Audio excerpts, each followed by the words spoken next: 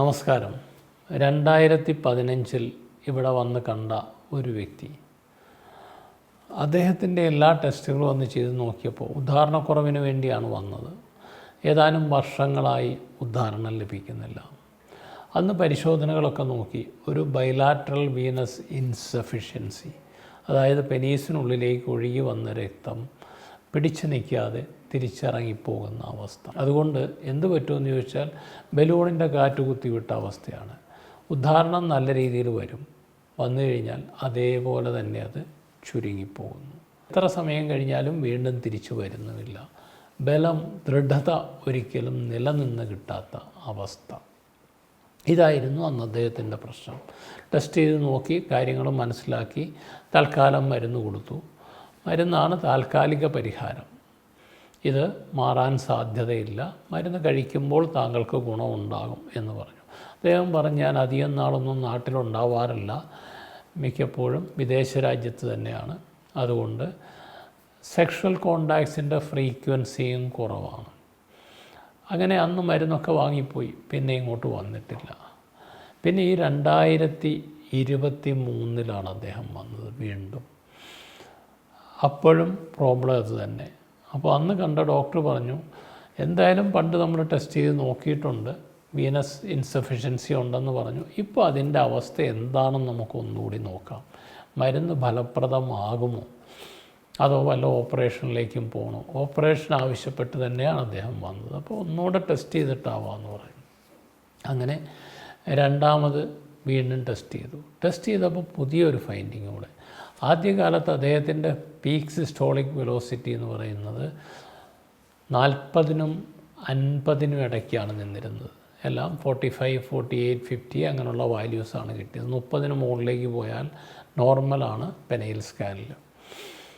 അപ്പോൾ ഈ പ്രാവശ്യം ചെയ്തു കഴിഞ്ഞപ്പോൾ അതൊക്കെ ഏതാണ്ട് ബിലോ 30, ഒരു ബിറ്റ്വീൻ 15 and 25 ആണ് കിട്ടിയത്. That shows severe arterial insufficiency. Leak മാത്രമല്ല, പെനീസിനുള്ളിലേക്ക് ഒഴുകി വരുന്ന ബ്ലഡിൻ്റെ ലെവൽ കുറഞ്ഞു. മാത്രമല്ല അദ്ദേഹത്തിൻ്റെ പ്രായവും കൂടി, 52 വയസ്സുണ്ട് ഇപ്പോൾ. അപ്പോൾ ആ ഡോക്ടർ തന്നെ പറഞ്ഞു, എന്തായാലും കാർഡിയാക് ഇവാലുവേഷൻ ഇല്ലാതെ മരുന്ന് തരാൻ കഴിയില്ല, കാരണം ഇത്രയൊക്കെ പ്രശ്നങ്ങളുണ്ട്. അതുകൊണ്ട് കാർഡിയാക് ഇവാലുവേഷന് ശേഷം മാത്രം മരുന്ന് കഴിച്ചാൽ മതി. അങ്ങനെ ഈ ഒരു റിസൾട്ട് വെച്ചിട്ടാണ് കാർഡിയാക് ഇവാലുവേഷൻ റെഫർ ചെയ്ത്. കാർഡിയോളജിസ്റ്റ് കണ്ടു, മസിൽ വീക്ക്നെസ് ഒന്നുമില്ല, പക്ഷേ ഹാർട്ടിൽ ബ്ലോക്ക് ഉള്ളതിൻ്റെ ലക്ഷണങ്ങൾ കണ്ടെത്തി.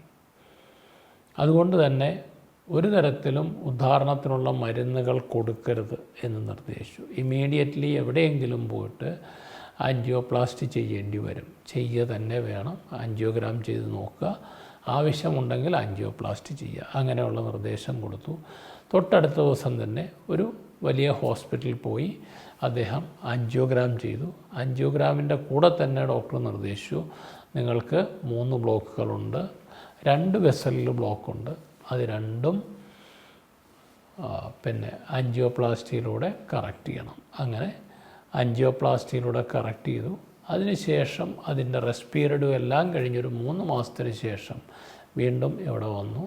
ഇപ്പോൾ കാർഡിയോളജിസ്റ്റ് പറഞ്ഞു, ഇനി നിങ്ങൾക്ക് പോയിട്ട് ഇംപ്ലാൻ്റ് ഓപ്പറേഷനോ എന്ത് ഓപ്പറേഷൻ വേണമെങ്കിലും ചെയ്യാം, കുഴപ്പമില്ല. ആ പേഷ്യൻ്റ് ഇംപ്ലാൻ്റ് ഓപ്റ്റ് ചെയ്തില്ല, അടുത്ത ദിവസങ്ങൾ ചെയ്യാൻ ഉദ്ദേശിക്കുന്നു.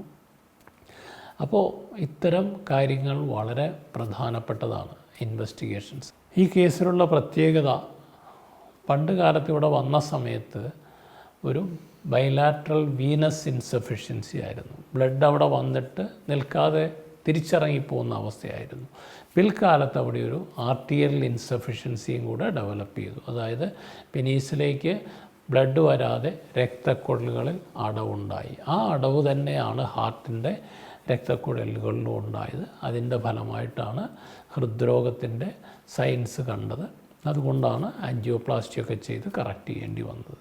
അപ്പോൾ ഈ ഇൻവെസ്റ്റിഗേഷൻ നടത്തിയതിലൂടെ ഒരാളെ ഒരു അപകടത്തിൽ നിന്ന് രക്ഷിക്കാൻ കഴിഞ്ഞു. മാത്രമല്ല, ഇനി ധൈര്യമായിട്ട് ഇംപ്ലാൻ്റ് ഓപ്പറേഷനുമായിട്ട് മുന്നോട്ട് പോകാം. അപ്പോൾ ഇത്തരം സന്ദർഭങ്ങളിൽ ടെസ്റ്റുകൾ വളരെ ആവശ്യമാണ്. അതിലൂടെ നമുക്കിത്തരം നിർണായകമായ ഗൗരവമായ പല കാര്യങ്ങളും മനസ്സിലാക്കാൻ കഴിയും.